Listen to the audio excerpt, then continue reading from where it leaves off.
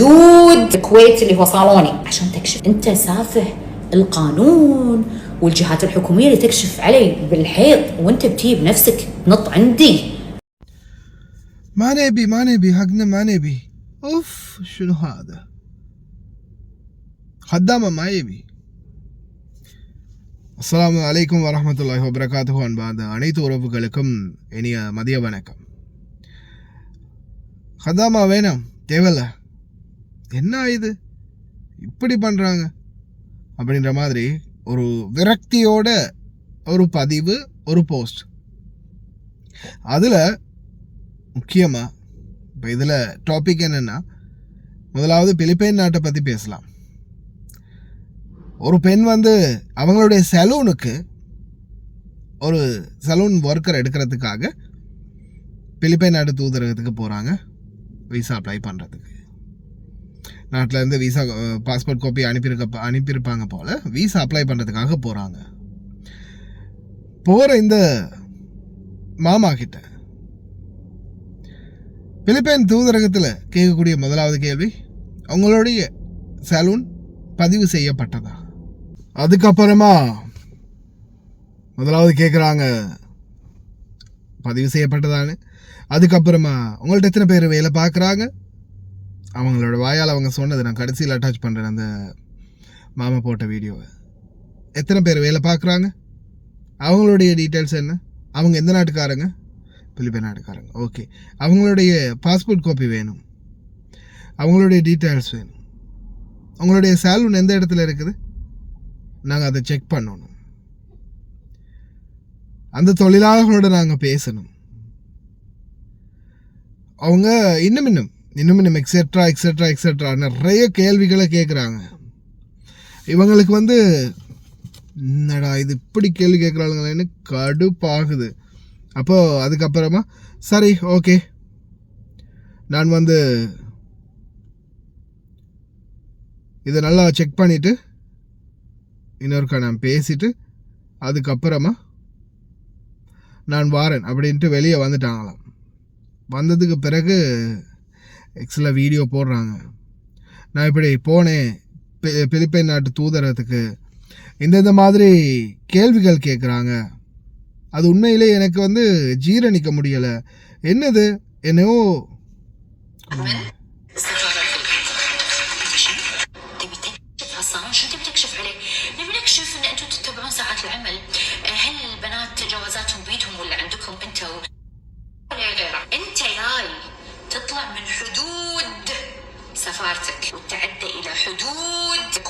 கட்டுப்பாயிட்டேன். எத்தனை அவர் வேலை கொடுப்பீங்க? இவங்க பார்த்தீங்கன்னா தொழிலாளி நாங்கள் தாரோம், ஆனால் இந்த மாதிரி அந்த ரூல்ஸ் அண்ட் ரெகுலேஷனை போன உடனே அந்த இடத்துல வச்சு படிப்பிக்கிறாங்க. யாருக்கு? ஸ்பான்சருக்கு, கஃபீலுக்கு.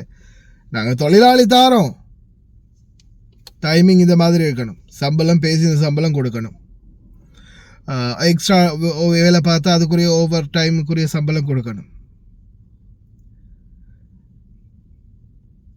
அரபி தெரிஞ்சவங்க கேட்டு பாருங்கள், வேறு லெவலில் நம்மளுக்கு வெறித்தனமாக இருக்குது. அதை கேட்கும்போது எனக்கு அப்படி ஓ அப்படின்ற மாதிரி இருந்துச்சு. அதே மாதிரி இப்போ நம்ம இந்திய தூதரத்தை பற்றி எனக்கு உண்மைக்குமே தெரியாது, நான் ஒரு இலங்கையர் என்ற வகையில்.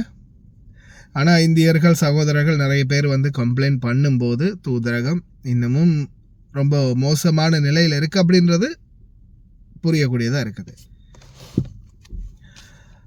அதே போல் இலங்கை தூதரகமும் இப்போ பார்த்தீங்கன்னா, முன்னாடி ஒரு காலத்தில் எக்ரிமெண்ட் எடுக்கிறதுக்கு போனால் சாதாரணமாக எடுத்துட்டு வந்துட்டாங்கன்னு சொல்லலாம். எக்ரிமெண்ட் ஒன்றுக்கு போனால் வெளியிலேருந்து ஒரு வீசா கொடுத்தாலும் சரி, கம்பெனி வீசாவாக இருந்தாலும் சரி, சாதாரணமான ஒரு வீசா கொடுக்கறதுக்கான ப்ரொசீஜரோட முன்னாடி நார்மலாகவே எக்ரிமெண்ட் ஒன்று இஷ்யூ பண்ணக்கூடிய மாதிரி இருந்துச்சு. ஆனால் இப்போது நிறைய பேர் நம்மள்கிட்டே சொல்கிறாங்க, எக்ரிமெண்ட் காப்பி இஷ்யூ ஆக மாட்டேங்கிறாங்க, கம்பெனியோட டீட்டெயில்ஸ் கேட்குறாங்க, கம்பெனியோட full data, address details, licence, வேலை செய்யக்கூடிய தொழிலாளர்களுடைய எண்ணிக்கை, நிறைய கேள்விகள் கேட்குறாங்க, லைசன்ஸை கேட்குறாங்க, இந்த மாதிரி நிறைய விஷயங்கள் கேட்குறாங்க. அப்படின்றது இப்போ ரீசண்டாக புதிய தூதரக அதிகாரிகள் நியமிக்கப்பட்டதுக்கு பிறகு இந்த மாதிரி கேட்குறாங்க.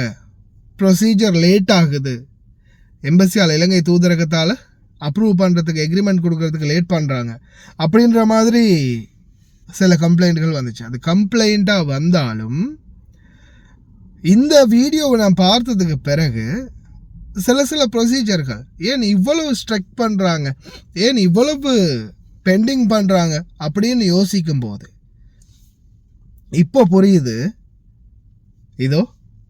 இதுதான் காரணம் அப்படின்னு. இந்த மாதிரி ஸ்ட்ரிக்ட் பண்ணுறது, ஆனால் இப்படி தானே எதாக இருந்தாலும் இப்போ ஒரு தூண்டிலில் இருக்கிற மீன் மாதிரி தானே, ஓவராக ஃபாஸ்ட்டாக இழுத்தாலும் அத்துக்கிட்டு போயிடும், ஓவராக லூஸில் விட்டாலும் கடைசியில் படிச்சுட்டு போயிடும். அப்போது சரியாக மெஷர்மெண்ட் வச்சு மெதுவாக தான் ஹேண்டில் பண்ணணும், இரண்டு பக்கமும் பாதகம் இல்லாமல். ஆனால் இந்த மாதிரி கேள்விகள் கேட்கும்போது, இந்த மாதிரியான நடவடிக்கைகள் எடுக்கும்போது தொழிலாளர்களுடைய பாதிப்பு கம்மியாகும். தொழிலாளர்கள் இந்த நாட்டில் தேவையில்லாத பிரச்சனைகளுக்கு முகம் கொடுக்க மாட்டாங்க. அதே மாதிரி முதலாளிகளை இப்போவே நம்ம ஸ்ட்ரிக்ட் பண்ணுற மாதிரி இருந்தால் அவங்க ஆரம்பத்திலேயே தூதரகம் இந்த அளவுக்கு ஸ்ட்ரிக்டாக இருக்குது, அப்போ நாம் சின்ன மிஸ்டேக் விட்டாலும் தூதரகம் நம்மளோட எப்படியுமே பிரச்சனை பண்ணும் அப்படின்றத அவங்க தெரிஞ்சுக்குவாங்க. ஏன்னா இப்போ நிறையவே ஷூன் காதிம் தொழிலாளர்களுடைய பிரச்சனைகளுக்கு ஒரு அளவுக்கு எம்பசியில் சப்போர்ட் கிடைச்சாலும், அமால மன்சிலியாவில் சப்போர்ட் கிடைச்சாலும், ஷூன்ன்றது பார்த்தீங்கன்னா 18ஆம் நம்பர் வீசா ஆர்டிகல் 18 கம்பெனிகளில், வெளியில் கடைகளில், தலபாத்தில் இந்த மாதிரி வேலைக்கு வரக்கூடியவங்களுடைய வீசா தொடர்ந்து பிரச்சனைகள் வந்து கொண்டே இருக்கின்றது. கம்பெனியில் பிரச்சனை, சம்பளம் கொடுக்க மாட்டேங்கிறாங்க, சரியான லீகலான ஆக்ஷன் எடுக்க மாட்டேங்கிறாங்க, ஓவர் டைம் பார்த்தாலும் சம்பளம் கொடுக்க மாட்டேங்கிறாங்க, மாதம் முடிஞ்சால் சம்பளம் கொடுக்க மாட்டேங்கிறாங்க, 6 மாதமாக வேலை கொடுக்க மாட்டேங்கிறாங்க, சாப்பிட்றதுக்கு வர 20 தினார் கொடுக்குறாங்க. இந்த மாதிரி தொடர்ந்து பிரச்சனைகளுக்கு மேலே பிரச்சனை. வெளி வீசா, அதாவது வெளியில் வேலை செய்யக்கூடிய கம்பெனிகளில், கடைகளில், தலபாத்தில் வேலை செய்யக்கூடிய தொழிலாளர்களுக்கான பிரச்சனைகள் இன்றைக்கும் தொடர்ந்து கொண்டே தான் இருக்குது.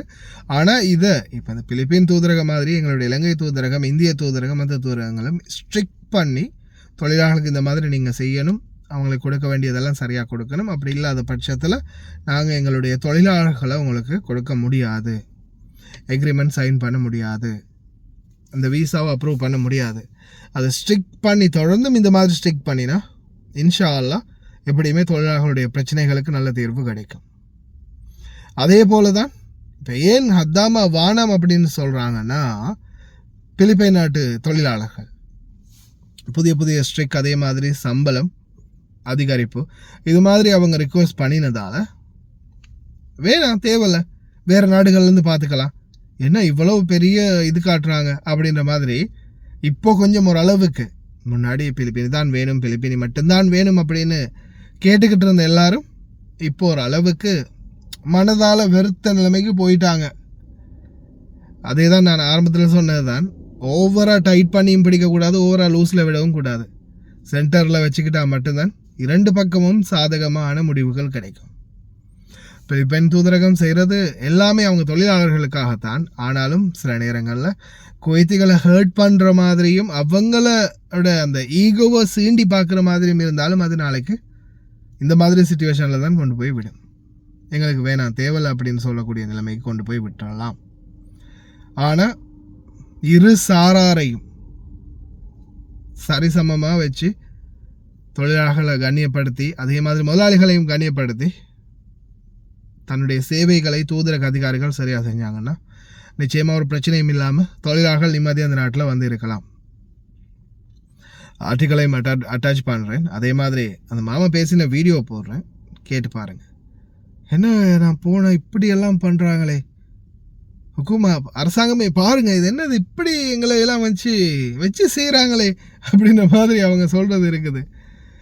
வேறு லெவலில் வெறித்தனமாக இருக்குது. ஏன்னா பிலிப்பைன் தூதரகம் எப்போவுமே அப்படித்தான் ஸ்ட்ரிக்டாக இருக்கிறாங்க. ஆனால் அது ஓவர் ஸ்ட்ரிக் ஆகினாலும் பிரச்சனை தான். இருந்தாலும் இந்த அளவுக்கு சரி இருந்தால் தான் ஓரளவுக்கு அந்த தொழிலாளர்கள் ஏன் இன்றைக்கும் அந்த வீடுகளில் வேலை செய்யக்கூடியவங்க இப்போ பாருங்கள், நான் வேணால் கமாண்டில் போடுங்க மக்களை, கமாண்டில் போடுங்க. உங்கள் வீட்டில் இருக்கிற பிலிப்பீனிக்கு நடத்தக்கூடிய எப்படி அவங்கள நடத்துகிறாங்க, உங்களை எப்படி நடத்துகிறாங்க. எழுத முடிஞ்சவங்க தயவு செய்து ஒரு கமெண்ட் உண்டாவது பண்ணிட்டு போங்க, தெரிஞ்சு கொள்ளட்டும் மக்கள். இந்த வீடியோவையும் பாருங்கள். الاستياء من السفارة الفلبينية اللي صار شيء يعني مبالغ فيه. الله يسلمكم، يمكن وايد منكم تدرون ان اختي عندها صالون، ففي جانب القانوني، التحقيق، نهاية الخدمة، العمالة وغيره وغيره وغيره انا اشرف عليه. تعاقدنا مع مكتب استقدام عمالة من الفلبين، فتحنا ملف، يلا يا جماعة ايش صاير، يلا خلصونا ما خلصونا. كان يقولون لنا اعطونا رقم عاملتين عندكم بالصالون يكونون يحبونكم وعاملات قدم، السفارة يبون تكون عليهم. ليش يبون تكون يعني؟ واعطيكم رقم اي عامله ما يهمني ليش شو السالفه. كان يقولون عشان السفاره تدق عليكم تسال عنكم انتم كارباب عمل، اذا انتم زينين مو زينين، شو تسوون، متبعين الاجراءات القانونيه مو متبعين الاجراءات القانونيه. يعني من ورا خشمي، بس قلت اوكي لا تبوك لا تخاف، اخذوا الارقام. اعطيناهم الارقام ويغطون. بعدين يا جماعه يلا خلصونا، دقوا على العاملات سالوا عنا، خطبه زين. كان يقولون احنا الموظف اللي كان ماسك بالسفاره ما ادري استقال ما ادري تقاعد، فيا واحد ثاني، فهذا الثاني ما يبي يعتمد على الاتصال، لا يبي يمركم الصالون يكشف على الصالون. كان يعني لا عفوا انت شنو تبي تكشف على الصالون؟ شنو تبي تكشف عليه؟ نبي نكشف ان انتم تتبعون ساعات العمل، هل البنات جوازاتهم بيدهم ولا عندكم انتم، هل تعطونهم اوفر تايم، هل تسوون ما ادري شنو، هل كان يصير نعم. الصالونات البلديه تكشف عليهم، الصحه تكشف عليهم، المطافي تكشف عليهم، الشؤون تكشف عليهم، 4 إلى 5 جهات حكوميه تكشف على الصالونات، من عماله لنظافه لغيره. انت جاي تطلع من حدود سفارتك وتتعدى إلى حدود الكويت اللي هو صالوني عشان تكشف. أنت سافه القانون والجهات الحكومية اللي تكشف علي بالحيط، وأنت بتي بنفسك نط عندي بصالوني تكشف علي. من أنت اللي تكشف؟ أنت تعديت حدودك. السفارة حدودها دولتها، صح؟ أنت لما تطلع أنت ايش قاعد تسوي؟ شلون تتجرأ؟ أنا للحين في هول الموضوع. أولا إذا أنا ماسكة جوازات العمالة يروحون يقدمون علي شكوى في الشؤون، ويقدمون علي ويرفعون علي قضية تسليم جواز، واسلمهم الجواز غصبا علي، لا واعطيهم تعويض فوقه. اذا انا ماخذ حقوقهم العمالية يروحون الشؤون، ثم دعوة عمالية ينحسب لهم مبلغهم كامل مكمل، وفوقه 1% رسوم تأخير عن كل شهر او كل سنة، صح؟ يعني القانون حاميهم، الشؤون حاميتهم، كل شيء حاميهم. انت تطلع من سفارتك وتي تنط عندي بصالوني تي تشيك؟ ابدا ما استصغت الموضوع، ما تقبلته ولا ينبلع. اتمنى الجهه الحكوميه المختصه في الموضوع ان توقف الموضوع عند حده، لان هذا لا ما يصير. انت حدودك سفارتك، ما يصير تطلع من سفارتك لا وتي تشيك علي.